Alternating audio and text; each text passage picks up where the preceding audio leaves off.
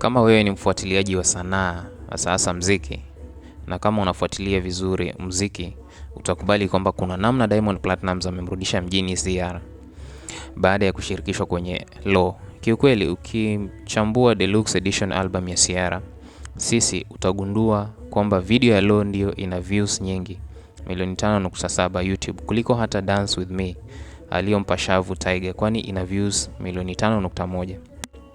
Mwaka 2023 baada ya CR kurudi kwa kishindo na How We Roll aliyompa shavu Chris Brown, kuna namna alipotea tena.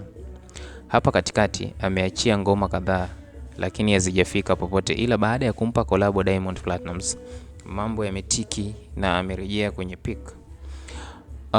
Tunaona anaanza kufanya show kubwa za kimataifa pia. Law ilikuwa considered kuwania Grammy mwaka 2026. Bahati mbaya haijafuzu kwenye nominations.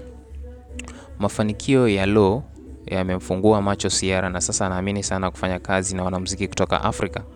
Tumeona jana ameachia ngoma akiwa amewapa shavu wasanii wa Afrika, kuna Oxlade na Molly. Na huenda tutegemee kolabo nyingi zaidi. Hiyo yote ni nguvu ya Diamond Platnumz.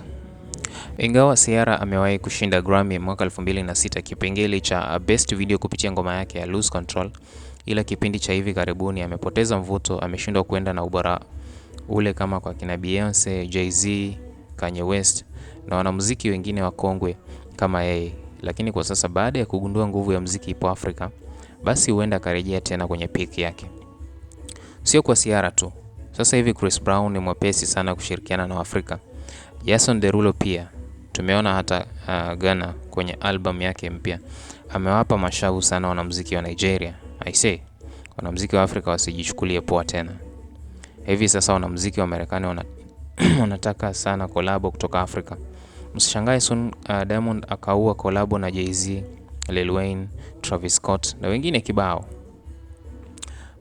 Zidi kufuatilia taarifa zetu kwa kusubscribe, bonyeza kichwa kikengele kwa kutusupport. Asanteni.